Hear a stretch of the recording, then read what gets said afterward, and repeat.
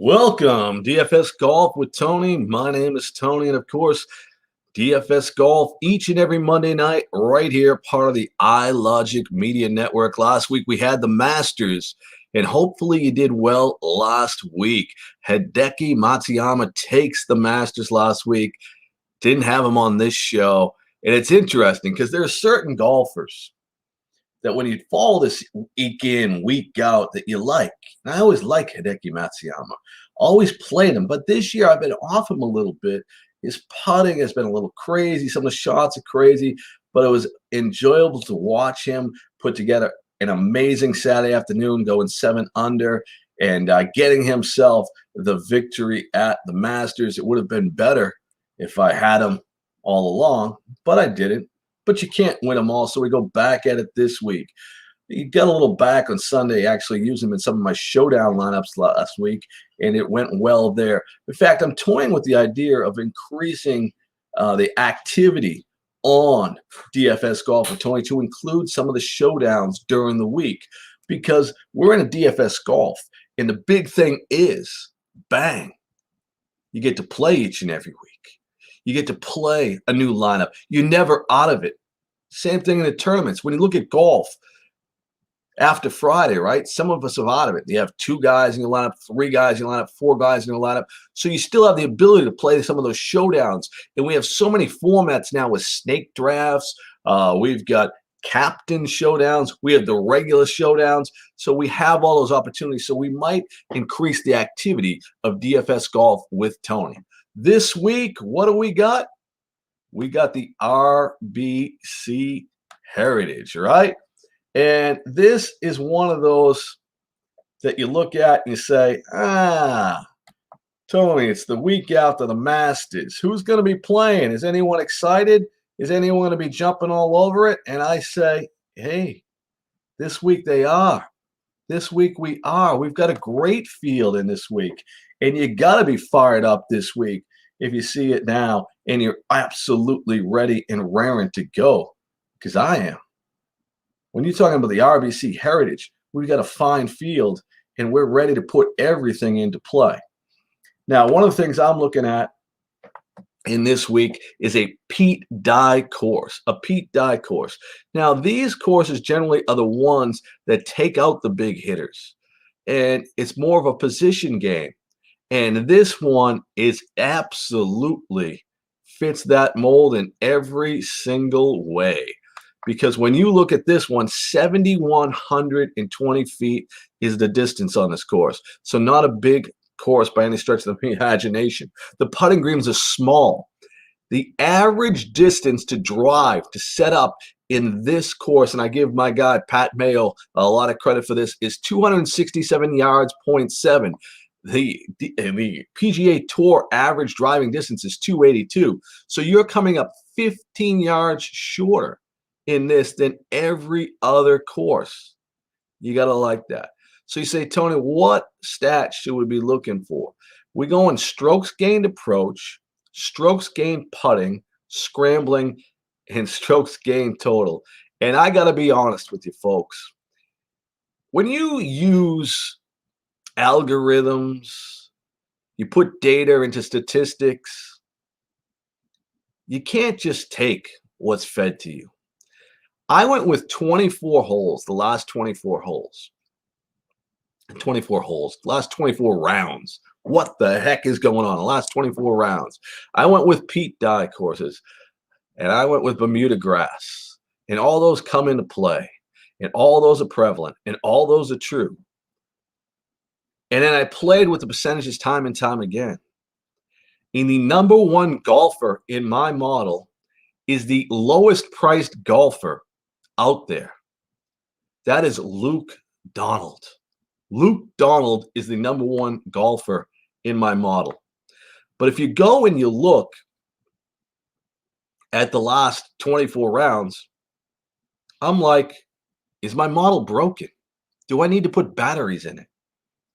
I'm going to exclude Luke Donald, and I am not putting him in my lineup. And I don't feel bad about it. And at $6,000, he could certainly be worth the risk. So I'm not going to do that. Just not going that route. Now, we've had some graphics leak out some of the guys that I'm going to be putting in my lineup. But here's how it goes. Number 2 on my list, in my graphic and in my lineup, is none other than Webb Simpson. $10,700. He's 10th in shots gained. Shots gained, ARG, right? ARG, right around the surface. 11th, 13 shots gained putting, 19th in ARP, and then strokes gained, scrambling. He's got number 2. So Webb Simpson, 10,700. He's won this event in the past. Number 2 in my model. I'm going back to him. Next guy in my model, again, 6,100 bucks. ARG and putting and scrambling are where he's at. Those are right around the green. Nothing to do with putting in accuracy. Accuracy, driving accuracy has to be in your model this week, right? We already talked about long hitters are not needed, but we do need guys that keep it in the fairway. We're looking at guys averaging about 67% in the fairway on this one. You got to bang it in there. 6,100, Willie McGirt next to my lineup, all because of the small ball mentality, and I'm not going to the well with Willie McGirt. Next 2 guys that are in my model at 4 and 5 are 2 older guys that you're all familiar with and guys that I really like. I play Ian Poulter a lot, and 7,600 bucks in this week when we're looking at this guy coming first in scrambling, first in ARG. Ian Poulter, 7,600 bucks, definitely in my lineup. And then a guy who I thought was playing terrible until a month ago is Matt Kuchar, 8,000 bucks. Another guy that excels on these small courses, excels even though he's not been playing great this year. In the courses that Matt Kuchar plays well, he's played well. So I've got him in my lineup as well. Next guy, I don't have in my lineup. He has not been playing great on the PGA Tour, and that's Jim Furyk at 6,600. He came 7th in my model. Number 8 in my model is in my lineup at 8,100 bucks. Kevin Na. Kevin Na. 2nd in ARG. Plays well in these Pete Dye courses. 266, definitely something he can hit. I'm a guy that's going to take these small ball guys this week, guys with experience, guys that have played well here, and I'm going to throw them in my lineup in Kevin Na. Number 9 on my model was Harman. Brian Harman, 8,700 bucks, a little too expensive for me there. Next guy on my list, 11,600, was Dustin Johnson. Last week, I had Dustin Johnson everywhere in my lineup. Again, he folded very, very bad. And I'm not going to go back to the well. It's interesting because a lot of times you look at guys that don't play the well the week before, but it's been 3 or 4 weeks now with Dustin Johnson that we haven't seen it. I jumped in, so maybe I'm a disgruntled lover on the Dustin Johnson situation, but I'm not going back to the well. Then another guy that I liked a little bit here was Ryan Moore. I didn't use him in my lineup, but to tell you the truth, he's 6,900 bucks. If you're looking for a cheap option, he's a guy you could go with. The Latin gas guy in my lineup is a guy that I used to play a lot, and it's been a while since I got on there. And in this field, I actually feel confident using Patton Kizzire in my lineup this week. And the only thing that he has failed in out of everything I was looking for is scrambling gain. He still comes at 78%. So that's in the lower half of the field, and that's outside of the cut line. So we can go there. We got 138 golfers this week. So we're going to need 5 of 6. I did have some lineups cash last week with 4 of 6 in the Masters, which was kind of crazy when you think about the limited amount of cuts and the golfers that we could absolutely write off. But we did have a lot of big names outside the cut line that brought some of those into play. So once again, my lineup this week in golf, I'm a little perplexed. I'm a little bit liking my lineup. And Webb Simpson, not a guy that has done well for me in the past, but he has a first last year. So he comes in the defending champion against a very good field last year. Webb Simpson, perfect course for him. We said the same thing about the Players Championship. So hopefully Webb comes through at $10,700. Defending championship in his last 5 events in this tournament. 16th, a tied for 5th, tied for 11th, and a tied for 66. So we got 3 top 11s, including taking this whole thing down. You say, Tony, who's next? And where are we going to go? Recap it for me, baby. Recap it for me. Well, my guy, Kevin Na, did not play last year. 2019, tied for 10th. Missed the cut in 2018, tied for 39, 2017, and tied for 4th. So 2 top 10s in the last 4 appearances for Kevin Na at $8,100 for Kevin Na. And you go, Matt Kuchar, Tony. Matt Kuchar, I know. I thought we were done with the days of Matt Kuchar, but we're back. Tied for 41st last year, tied for 2nd, 2019, tied for 23rd, tied for 11th, tied for 9th. 3 out of the last 5 tournaments he's played in this event, 3 top 11s for Matt Kuchar. Cooch on the loose. And I just realized that I skipped one golfer. So there's going to be one golfer that you still don't know about. And it'll be a little bit of a surprise. I'm putting you on edge. I'm trying to make you play along and say, ooh, Tony, what is the cliffhanger? What is the cliffhanger here, Tony? What is the cliffhanger? And I'm not going to give it to you yet. I'm going to give you Patton Kizzire, right? Patton Kizzire. Tony, does he have any luck in this tournament? Has he done anything?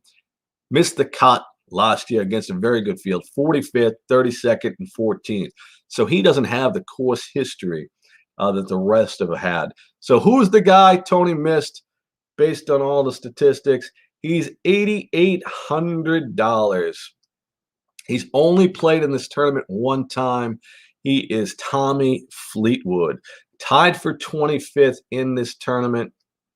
And you say, Tony, Tommy Fleetwood's not a guy you mention too often.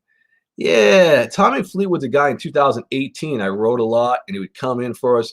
Then we saw him before the whole pandemic thing not play so well, not play well after the pandemic thing.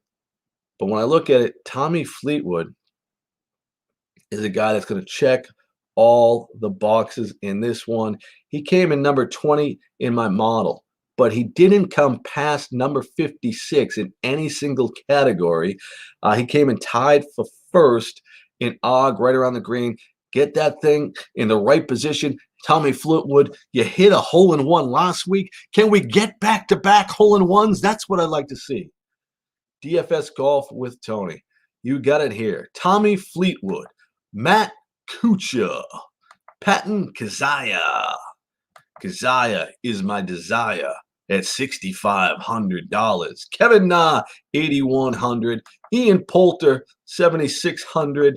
And Webb Simpson, the most boringest elite golfer there could be, because I can't call Harris English elite, right? So Webb Simpson might be a stretch to elite, maybe good to elite, but boring. He don't hit it long. He don't do anything great. He just does what he's supposed to do. In life, that's sometimes all you need. DFS Golf with Tony. My name is Tony. You go out there with your single entry lineup, stick that single bullet out there, and come home and make yourself a winner. And if you want to be a winner, make sure you check out all the great shows on iLogic Media. Last week, I was on with the Little Master Show on Tuesday night, 9:30 p.m. We all broke down all our plays in the Masters. I came up second through all the hosts. We did okay. We didn't have Hideki Matsuyama. We needed Hideki Matsuyama. But we had a lot of other good plays in there. And you know what? We're going to come back strong. And we're going to come back better than ever. So make sure you tune in. Tuesday night, iLogic Media. We'll have a little golf. Hey, we got cooking shows. We got drinking shows. We got nostalgia shows. We got war and history shows. iLogic Media. iLogic Media. Google it. And say, hey, if they have DFS Golf with Tony, and Tony's a man of the world, a true Renaissance man, Why wouldn't I check it out? If he checks it out, you should too. DFS Golf with Tony. We're out of here. Good luck this week. Make some money.